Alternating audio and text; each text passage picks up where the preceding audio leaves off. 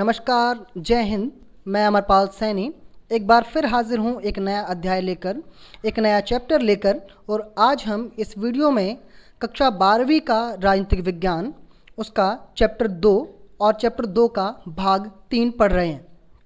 इससे पहले कि आप ये वीडियो देखें, मेरा सुझाव है कि इस वीडियो को देखने से पहले आप इस चैप्टर के पिछले 2 भाग यानी कि भाग 1 और भाग 2 अवश्य देखें, ज़रूर देखें, जिससे कि आपको ये वीडियो बहुत अच्छी तरह समझ आए। इसके साथ साथ आप कोई भी वीडियो देखें किसी भी विषय की, किसी भी सिलेबस की, उसे क्रम के साथ ही देखें। ये बहुत ज़रूरी है क्योंकि हर एक चैप्टर पिछले चैप्टर से जुड़ा होता है, पिछले चैप्टर से संबंधित है। इसीलिए आपको अच्छी तरह समझने के लिए उसे क्रम में ही देखना ज़रूरी है। तो चलिए बात करें आज की इस वीडियो में। आज के इस भाग में हम पढ़ रहे हैं राजनीतिक विज्ञान चैप्टर 2। राजनीतिक विज्ञान की जो पहली पुस्तक है, समकालीन विश्व राजनीति, वर्ल्ड पॉलिटिक्स के बारे में हम पढ़ रहे हैं, और जिसमें चैप्टर 2 का आज का भाग 3 है। अभी तक हमने बहुत सारी चीज़ें इस चैप्टर में पढ़ी, जो मैं आपको पुनरावृत्ति करा दूं, आपको दोबारा रिवाइज करा दूं क्या थी वो चीज़ें। आपने पढ़ा सोवियत संघ के विघटन के कारण क्या थे, किन कारणों से सोवियत संघ का विघटन हुआ, सोवियत संघ का परिणाम किस कारण से हुआ, सोवियत संघ की विशेषताएं क्या थीं जिनकी वजह से सोवियत संघ अमेरिका की बराबरी करता रहा शीत युद्ध के दौरान। और साथ ही साथ उसी चैप्टर में हमने पढ़ा था बर्लिन की दीवार के बारे में। और आगे हम इस चैप्टर में पढ़ रहे हैं। आज इस वीडियो में आप सबसे पहले समझें शॉक थेरेपी। शॉक थेरेपी, देखिए शॉक थेरेपी इस चैप्टर का एक महत्वपूर्ण टॉपिक है, इसीलिए इसे बहुत अच्छी तरह समझ लें। अगर कोई भी आपको डाउट्स होता है, मैंने पहले भी कहा और फिर कह रहा हूँ कि कोई भी अगर आपको डाउट है तो आप वीडियो के कमेंट बॉक्स में ज़रूर डालें। मैं पर्सनली हर कमेंट का रिप्लाई करता हूँ। तो देखिए इस टॉपिक में हम पढ़ रहे हैं शॉक थेरेपी। शॉक थेरेपी के बारे में हम परिभाषा से शुरू करेंगे और उसके परिणामों तक जाएंगे। शॉक थेरेपी की सबसे पहले परिभाषा पूछी जाती है। देखिए शॉक थेरेपी जो शब्द हमारे सामने है, शॉक थेरेपी का अर्थ ही होता है चोट पहुंचाकर उपचार करना, आघात पहुंचाकर उपचार करना। यानी कि शॉक थेरेपी जो है हम देखते हैं मेडिकल लाइन में भी यूज़ किया जाता है कि जब किसी व्यक्ति को चोट पहुंचाकर, उसे घाव पहुंचाकर, उसे तकलीफ देकर उसका इलाज किया जाता है। तो इस तरह की इलाज को, इस तरह की चिकित्सा को, इस तरह के उपचार को हम शॉक थेरेपी कहते हैं। राजनीति में यानी कि राजनीतिक विज्ञान में हम जब शॉक थेरेपी के बारे में पढ़ रहे हैं तो यहाँ शॉक थेरेपी का संबंध सोवियत संघ के विघटन के काल से है। तो शॉक थेरेपी का अर्थ होता है आघात पहुंचाकर उपचार करना, यानी चोट पहुंचाकर उपचार करना। लेकिन शॉक थेरेपी की जब आपसे परिभाषा पूछी जाए, जब आपसे शॉक थेरेपी का अर्थ पूछा जाए, तो आपका जो परिभाषा होगी शॉक थेरेपी की, तो वो इस रूप में होगी कि शॉक थेरेपी एक आर्थिक मॉडल था। शॉक थेरेपी एक आर्थिक मॉडल था, एक आर्थिक प्रणाली थी, एक आर्थिक मॉडल था जिसे 1990 में 1990 में IMF यानी कि इंटरनेशनल मॉनेटरी फंड, IMF की फुल फॉर्म है इंटरनेशनल मॉनेटरी फंड यानी अंतर्राष्ट्रीय मुद्राकोष,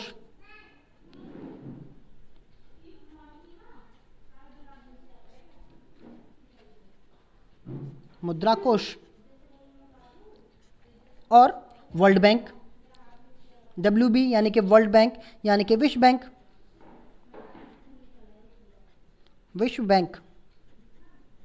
तो देखिए 1990 में इंटरनेशनल मॉनेटरी फंड और world bank, international monetary fund यानी कि अंतर्राष्ट्रीय मुद्रा कोष और वर्ल्ड बैंक यानी कि विश्व बैंक के द्वारा 1990 में एक आर्थिक मॉडल तैयार किया गया था, जिस आर्थिक मॉडल को नाम दिया गया था शॉक थेरेपी।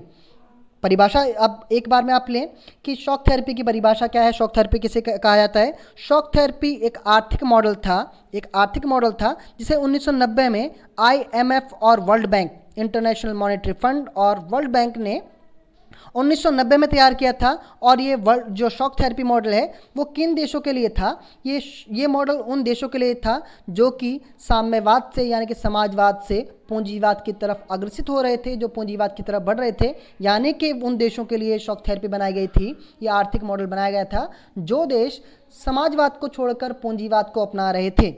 अब हुआ क्या ये थी शॉक थेरेपी। लेकिन यहाँ एक और बात आपको समझ लेनी है कि शॉक थेरेपी बनाई इसलिए गई थी कि जो भी देश सोवियत संघ से विकसित होकर या किसी भी तरह से सोवियत संघ को छोड़कर पूंजीवाद को यानी समाजवाद से पूंजीवाद की तरफ अग्रसित हो रहे थे, उन्हीं देशों के लिए तैयार किया गया ये आर्थिक मॉडल था जिसका नाम था शॉक थेरेपी, जिसको किसके द्वारा निर्देशित किया गया था, किसके द्वारा बनाया गया था?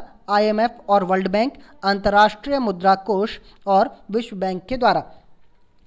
चलिए शॉक थेरेपी की जब हम बात करते हैं वहाँ ध्यान दें कि शॉक थेरेपी जो ये आर्थिक मॉडल था, इस मॉडल के माध्यम से क्या क्या हुआ, इसके परिणाम क्या हुए, हम उस रूप में बात करते हैं। तो यहाँ पर आपके बात कर लेते हैं शॉक थेरेपी, और यहाँ हमारे पास शॉक थेरेपी के परिणाम, शॉक थेरेपी के नतीजे क्या हुए। अब देखिए, क्योंकि 1990 में सोवियत संघ जो है विघटित होने के कगार पर था, आपने पीछे ही पढ़ा कि बर्लिन की दीवार जो है गिरा दी गई थी 1989 में, 1989 में, और 1990 में शॉक थेरेपी का आना। शॉक थेरेपी हालांकि इसलिए लाई गई थी कि जो भी देश समाजवाद छोड़कर पूंजीवाद में जा रहे हैं वो सहूलियत के साथ वो बड़ी आसानी से पूंजीवाद में परिवर्तित हो सकें, इसीलिए शॉक थेरेपी बनाई गई थी। लेकिन शॉक थेरेपी के परिणाम अपेक्षाओं से, उम्मीदों से बिल्कुल विपरीत थे, बिल्कुल उल्टे हुए, और शॉक थेरेपी के परिणामों के बारे में आपसे परीक्षाओं में कई बार पूछा जाता है। विस्तृत प्रश्न होते हैं, जो बड़े सवाल होते हैं, उनमें इस बारे में प्रश्न भी आते हैं। शॉक थेरेपी की जब हम बात कर रहे थे वहाँ हमने बात की परिणाम क्या क्या होंगे। तो पहले देखें, पहला जो परिणाम था वो था उद्योगों का पतन। उद्योगों का पतन। शॉक थेरेपी के परिणाम के रूप में ये देखा गया कि शॉक थेरेपी जिन जिन देशों ने अपनाई, उन देशों के जो उद्योग थे, करीब करीब 90% उद्योगों को, 90% जो फर्में थीं उन्हें निजी फर्मों के हाथों नौने पौने दामों पर बेच दिया गया। उन्हें नौने पौने दामों पर जो है उनकी बिक्री कर दी गई, जिससे कि क्या हुआ, जो देश की अर्थव्यवस्था थी वो और ज़्यादा चरमरा गई और ज़्यादा खराब हो गई। यहीं पर क्या था कि जब सोवियत संघ ने जो है विघटित किया सोवियत संघ को, उस समय हालांकि सभी जो कह सकते हैं कि लोग थे, उन्हें अधिकार पत्र जारी किए गए थे अधिकार पत्र जारी किए गए थे, लेकिन उन अधिकार पत्रों की, उन बॉन्ड्स की बिक्री कर दी गई शॉक थेरेपी के परिणाम के रूप में। तो उद्योग जो थे वो चरमरा गए, और जो देश की अर्थव्यवस्था थी वो पहले से भी ज़्यादा बुरे हालातों में, पहले से भी ज़्यादा बुरी स्थितियों में पहुंच गई शॉक थेरेपी के कारण।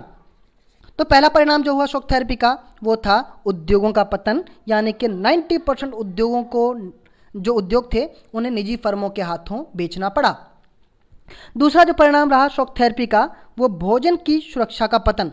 अब यहाँ पीछे हम बात कर चुके थे कि सोवियत संघ की सरकार ने क्या किया था कि लोगों के लिए न्यूनतम जीवन स्तर जो है सुनिश्चित किया हुआ था, लेकिन शॉक थेरेपी के परिणाम के रूप में देखा गया कि लोगों का जो न्यूनतम जीवन स्तर की जो ज़रूरतें थीं उनकी भी पूर्ति नहीं की गई, क्योंकि पूरा देश जो है वो लगभग चरमरा गया, उसकी अर्थव्यवस्था चरमरा गई। तो भोजन की जो सुरक्षा प्रदान की जाती थी, यानी फूड सेफ्टी थी सोवियत संघ में, उसका भी पतन हो गया, यानी कि अब सरकार किसी प्रकार की भोजन सुरक्षा या फूड सेफ्टी उपलब्ध कराने के लिए जिम्मेदार नहीं रही। तो पहला परिणाम उद्योगों का पतन। दूसरा जो परिणाम हुआ सोवियत शॉक थेरेपी का वो भोजन की सुरक्षा का पतन हो गया, सर्वनाश हो गया। तीसरा परिणाम जो शॉक थेरेपी का रहा सामाजिक परिवर्तन। सामाजिक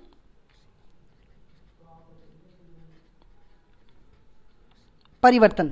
अब शॉक थेरेपी में हमने ये देखा कि सोवियत संघ में का जो ढांचा पूरी तरह से चरमराए जाने के बाद जो सर्व कल्याण, यानी कि सभी कह सकते हैं कि जो वेलफेयर जो पॉलिसीज़ थी सोवियत संघ में, जिसमें सभी लोगों को बराबरी का महत्व दिया गया था, सभी लोगों को जो है बहुत ज़्यादा अहमियत दी गई थी, वो चीज़ें कहाँ क्या हो गई, उनका की समाप्ति हो गई। यानी सर्व कल्याण और सामाजिक सुरक्षा की जितनी भी परंपरागत व्यवस्थाएँ थी, प्रणालियाँ थी, जो भी परंपरागत ढांचा था उनका जो पहले से चलता आ रहा था, इसकी वजह वो जो है वो सभी चीज़ें समाप्त कर दी गई, उन सभी चीज़ों का पतन कर दिया गया सोवियत संघ ये शॉक थेरेपी को के लागू होने के बाद। इसलिए शॉक थेरेपी के परिणाम के रूप में हम ले रहे हैं उद्योगों का पतन, भोजन की सुरक्षा का पतन और सामाजिक परिवर्तन।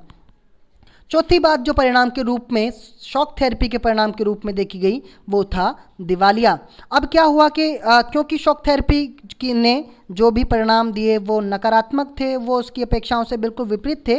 तो यहाँ एक और चीज़ हुई कि शॉक थेरेपी को लागू करने के बाद करीब करीब सोवियत संघ में 1500 बैंक, करीब करीब 1500 जो बैंक थे उनका, और बैंकों के साथ साथ जो वित्तीय संस्थाएं थीं उन्होंने दिवालिया घोषित कर दिया, उनका बैंकक्रप्ट हो गया। और इसकी वजह से करीब 10,000 कोऑपरेटिव और जो शेयर धारक थे, यहाँ हम बात करें करीब 1500 बैंकों और वित्तीय संस्थाओं, करीब 1500 बैंकों और वित्तीय संस्थाओं का दिवालिया हो गया, और करीब 10,000 जो कोऑपरेटिव जो शेयर धारक थे उनका पैसा डूब गया, उनकी जो पूरी पूंजी थी वो डूब गई। और इस तरह से शॉक थेरेपी के परिणाम के रूप में सोवियत संघ की अर्थव्यवस्था पूरी चरमरा गई, जिस शॉक थेरेपी को 1990 में सोवियत संघ में लागू किया गया था। और इसी के चलते अब जो है सोवियत संघ का 1991 में विघटित हो जाना, पतन हो जाना, बिल्कुल कह सकते हैं कि अवश्यंभावी हो गया था। अब और कोई रास्ता सोवियत संघ के पास नहीं था। तो आगे इसके बाद हम बात करें शॉक थेरेपी के बाद,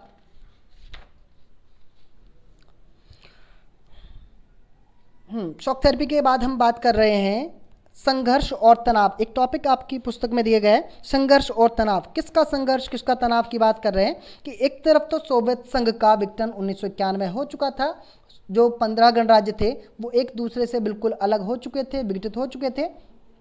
लेकिन इसका मतलब ये नहीं था कि इसके बाद सारी समस्याएं, सारी जो दिक्कतें हैं वो समाप्त हो गई हों। सोवियत संघ का विघटन होने के कई सालों बाद तक, करीब दशक तक जो है, एक दशक तक जो है सोवियत संघ में, यानी सोवियत संघ के उन्हीं गणराज्यों और गणराज्यों की आंतरिक सीमाओं में संघर्ष और तनाव उत्पन्न रहे, संघर्ष और तनाव चलते रहे। उन्हीं संघर्ष और तनावों की बात हम इस टॉपिक में कर रहे हैं।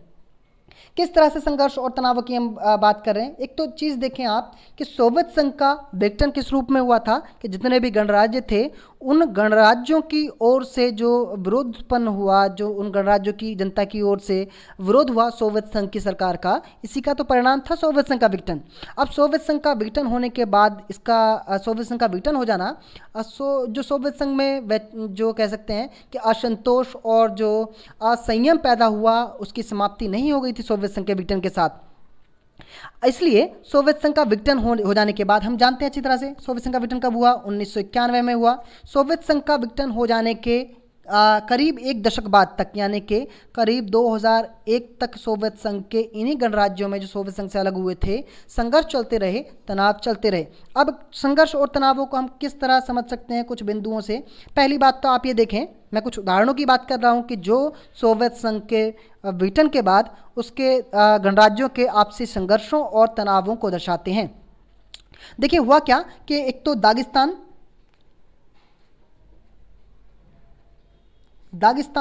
और चेचेन्या,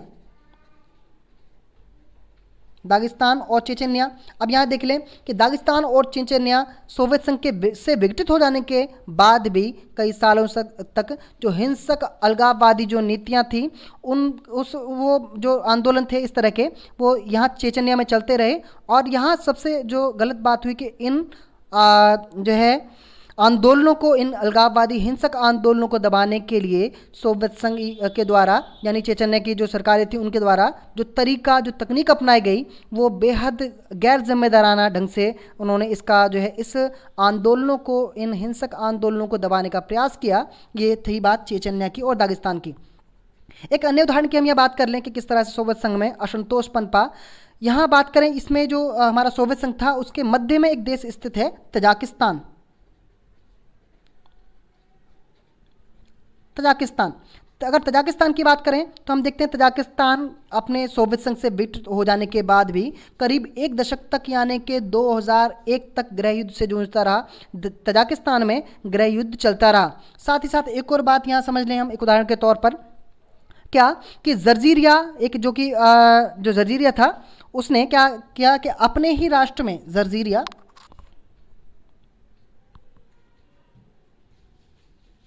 ने क्या किया कि अपने ही देश में एक स्वतंत्र राष्ट्र की एक स्वतंत्र जो है प्रांत की मांग की और जिसकी समाप्ति जर्जीरिया में गृह युद्ध के रूप में हुई। दागिस्तान और चेचन्या में ये संघर्ष चलते रहे, तजाकिस्तान में, जर्जीरिया में, और इसके बाद पूर्वी यूरोप में यानी यूरोप के पूर्व की तरफ सोवियत संघ में जो एक हिस्सा था चेकोस्लोवाकिया,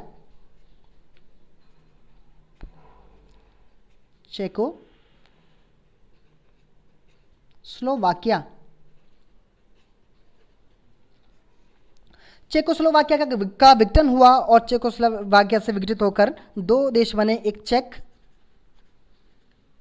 चेक और स्लोवाक। तो ये सारी घटनाएं यानी कि दागिस्तान और चेचन्या की घटना हो, तजाकिस्तान की घटना हो, जर्जीरिया की घटना हो, या चेकोस्लोवाकिया का विघटित होकर दो राष्ट्र बन जाना, चेक और स्लोवाकिया, ये सभी घटनाएं दर्शाती हैं कि सोवियत संघ में 1991 में विघटन होने के बाद इस में असंतोष, संघर्ष और तनाव आगे आने वाले समय में भी व्याप्त रहे, चलते रहे। तो ये टॉपिक है जहाँ से प्रश्न कई बार पूछे जाते हैं। साथ ही हमारे इस चैप्टर का जो अंतिम टॉपिक है वो है भारत और परिवर्ती साम्यवादी देश। अब यहाँ देखें कि भारत के जो संबंध हैं वो सोवियत संघ के साथ, यानी कि 1991 से पहले सोवियत संघ, और 1991 में सोवियत संघ का विघटन होने के बाद जो सोवियत संघ का उत्तराधिकारी बना उसके साथ भी भारत के संबंध किस तरह के रहे हैं उनके बारे में हमें इस टॉपिक में चर्चा करनी है। तो हमारे टॉपिक का नाम है भारत और परिवर्ती यानी बदला हुआ परिवर्ती साम्यवादी देश।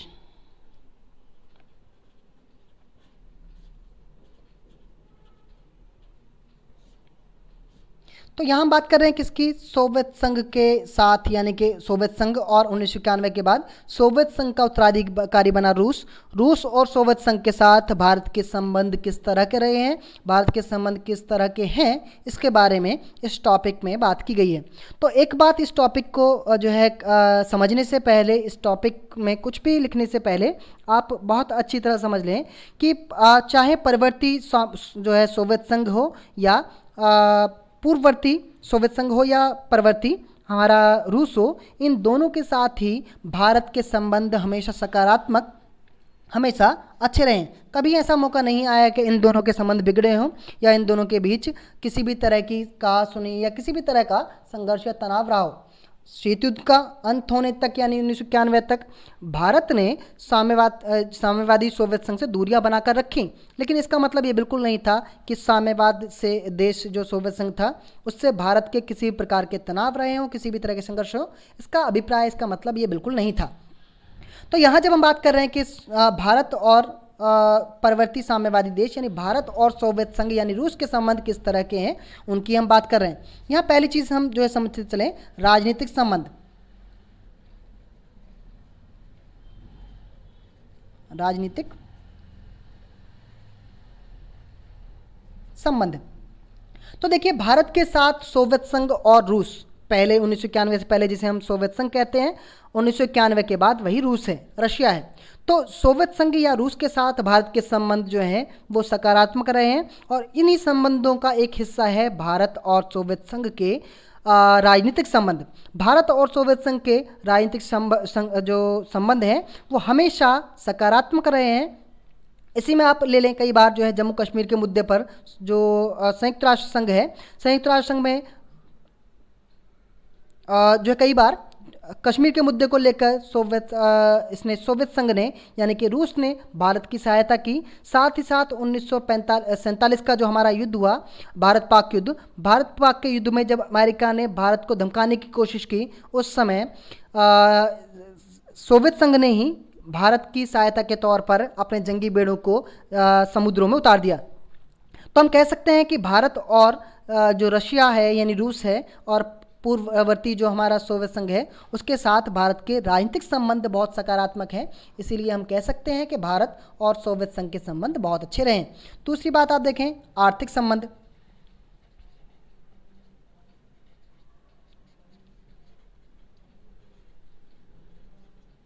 आर्थिक संबंध तो देखिए भारत के और रूस के आर्थिक संबंध बहुत ही अच्छे हैं। दोनों ही देशों का जो कह सकते हैं कि द्विपक्षीय व्यापार है वो बहुत बड़े पैमाने का है। हमारे देश में जो भी बोकारो जैसे स्टील प्लांट है, हमारा भिलाई स्टील प्लांट है, या विशाखापट्टनम में मशीन उद्योग जैसी बड़ी बड़ी जो हैवी इलेक्ट्रॉनिक जो लिमिटेड मशीनें जो हमारे यहाँ उद्योग हैं, उनकी स्थापना में रूस का यानी कि सोवियत संघ का बड़ा योगदान रहा है। बड़ी उसकी जो है सहायता से हम ये कर पाए।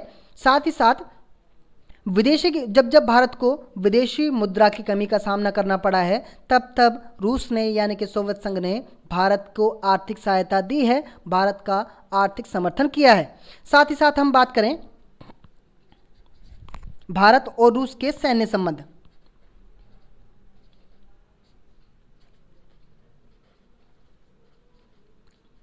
भारत और रूस के सैन्य संबंध, तो देखिए भारत और रूस के सैन्य संबंध भी बहुत अच्छे रहे हैं। आप अभी कई बार देखते हैं कि रशियन जो आर्मी है, रशिया की आर्मी और जो भारतीय आर्मी है, उनके संयुक्त युद्ध अभ्यास आयोजित किए जाते हैं और हमेशा से भारत और सोवियत संघ के सैन्य संबंध बहुत ही अच्छे रहे हैं।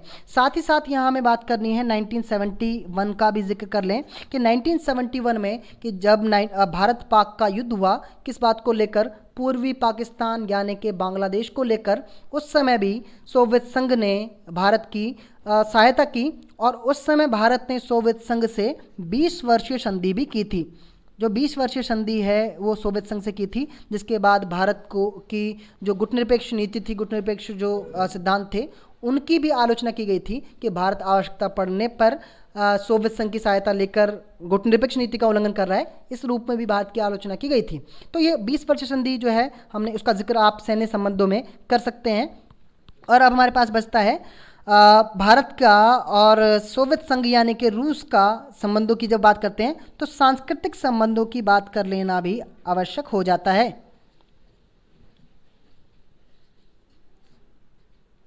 सांस्कृतिक